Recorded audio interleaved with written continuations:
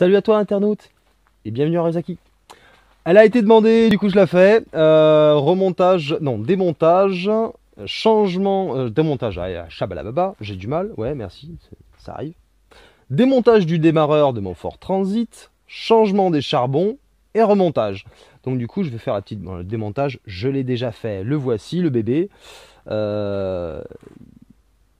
est old school, on est d'accord, hein, plus il a déjà été refait, il n'est pas très propre, il va falloir le démonter entièrement, enlever les 4 vis, débloquer toute cette partie là, graisser les petits pignons qu'il y a là dedans, voire de graisser cette partie là en fait. Dans le démarreur, comment ça se compose? Tu as le moteur principal qui lui entraîne le moteur, mais pour le faire tourner il faut d'abord alimenter ce qu'on appelle l'excitateur. Tchalala. Et donc quand tu y mets le 12 volts, c'est un électroaimant qui te pousse une tige, qui te fait avancer, on le voit mal ici, ce pignon là. Et en plus de le faire avancer, il fait contact entre le plus permanent qui arrive directement de la batterie qui se branche ici. Et du coup, quand l'aimant pousse, il fait contact entre ces deux broches. Et donc il envoie le jus au charbon du moteur. C'est là que ça lance le moteur. Voilà. Donc du coup, pour démonter ça, en fait, il n'y a pas besoin d'avoir bac plus 12 en mécanique. Le démarreur tient avec 3 boulons et les fils tiennent avec deux écrous qui sont fixés respectivement ici et là. Et la masse est prise sur l'un des câbles, sur l'un des boulons, directement ici. Donc voilà. Pour démonter le démarreur, on utilise ça. Pour débrancher la batterie avant de démonter le démarreur, on utilise ça, la clé plate d'hélice. Et pour démonter en fait le démarreur en lui-même, il y a besoin d'une petite clé Torx, ici, pour démonter l'excitateur. Et la plate de 6 pour démonter l'arrière. Toujours d'habitude, hein, je fais un super cadrage. Et j'ai eu la surprise, j'ai acheté les charbons, c'est bien, mais du coup les charbons ils sont prêts à être soudés. Donc du coup là il va falloir, je te montrerai ça tout à l'heure, mais bon, ils ont dit attention, hein, faut pas être quelqu'un de normal, faut avoir une salopette blanche, un casque et une clé. Oui, alors du coup je me suis habillé tout en blanc. Mais j'ai pris une clé du coup aussi. Mais j'ai pas trouvé de casque. Donc je sais pas, j'espère que ça va marcher. On verra bien. Allez, je te reprends tout à l'heure pour te montrer le soudage des charbons et la petite difficulté que ça va apporter en fait. Nous revoilà après le démontage de ce bidule là. Donc, petit récapitulatif, l'excitateur qui lui pousse le pignon. Voilà. Comprends-tu le principe? Cette partie-là, elle est prise là-dedans. Donc, quand tu envoies le jus dans l'excitateur, l'électroaimant tire sur cette biellette qui pousse les dents qui vont entourner le volant moteur du moteur, forcément. Derrière, quand cet électroaimant il est appuyé, le 12 volts qui arrive de la batterie est aussi directement envoyé sur les charbons qui font tourner le moteur. Le moteur entraîne les satellites et ça fait tourner le démarreur. Donc vu que tout ça en fait c'est censé rester gras, c'est très bien, mais on voit que c'est old school, c'est dégueulasse, c'est quand même bien pourri, c'est normal que ça soit gras mais noir comme ça. On va lui mettre un bon petit coup de nettoyage.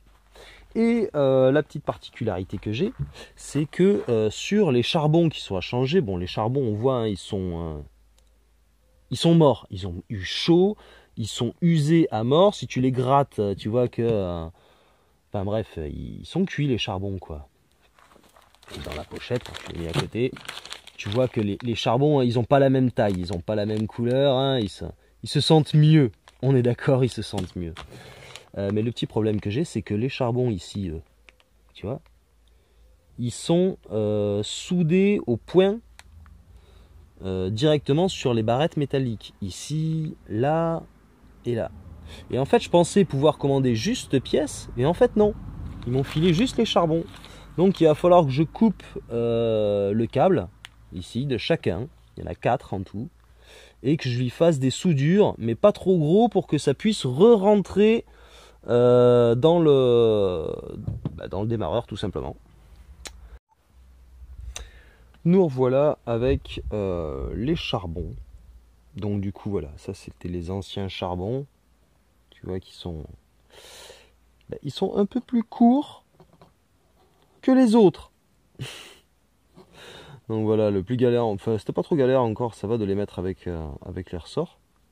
Bon, ça c'est un gros pataquès d'une soudure à l'étain, elle est pas très propre, je vais peut-être la refaire celle-là.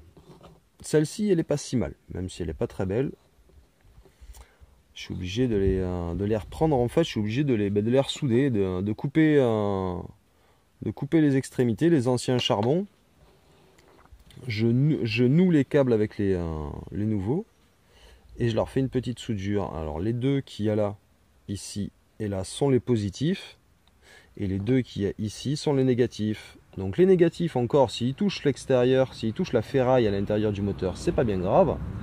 Mais les positifs, eux, il faut qu'ils restent isolés par rapport au reste du moteur. Donc c'est bien eux les plus importants, entre guillemets, c'est eux il faut pas se chier, quoi.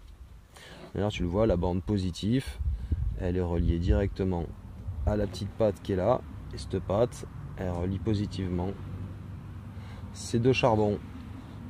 Donc voilà, donc du coup je vais continuer ma petite soudure en faisant en sorte que ça dépasse pas de trop.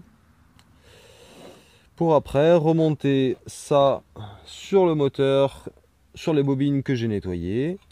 Petit nettoyage aussi du moteur, pas un nettoyage hyper poussé, hein. On n'est pas sur un nettoyage aux ultrasons, tout ça, mais au moins histoire de mieux y voir. On va changer la graisse.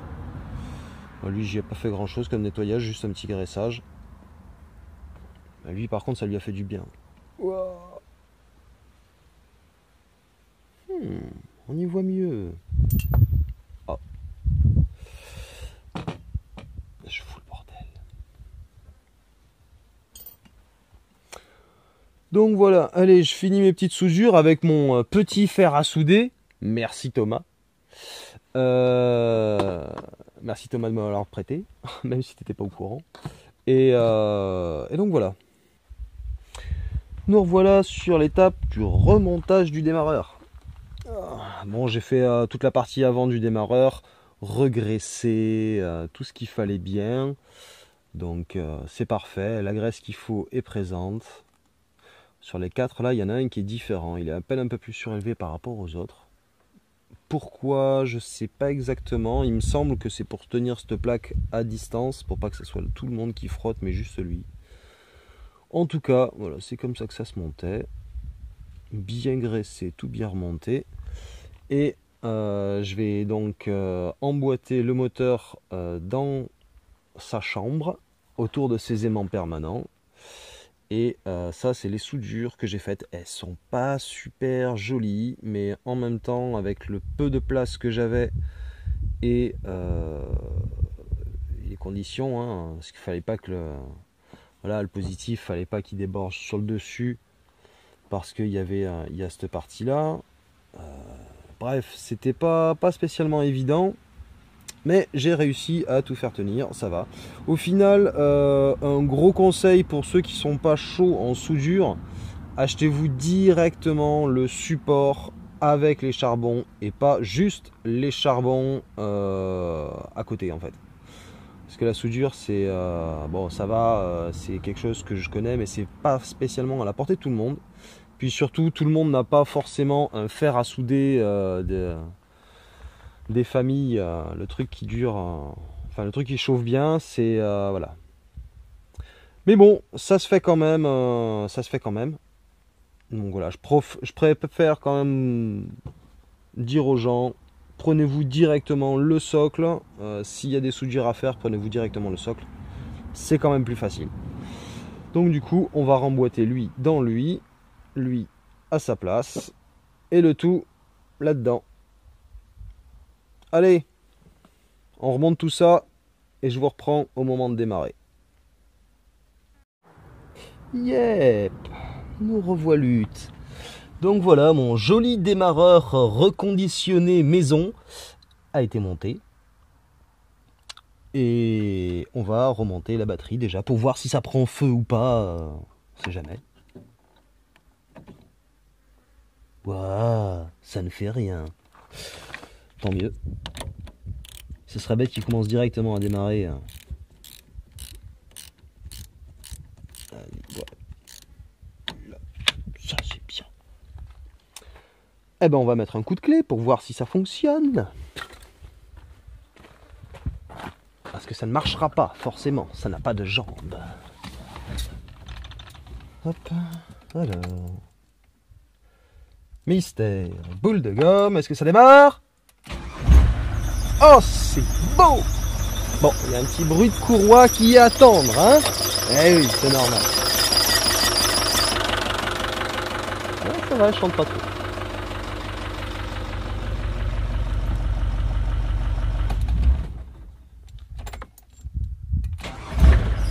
Oh, qu'est-ce que c'est beau!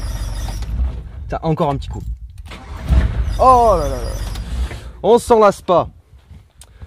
Donc voilà, c'était... maintenant voilà, vous savez changer les charbons d'un démarreur.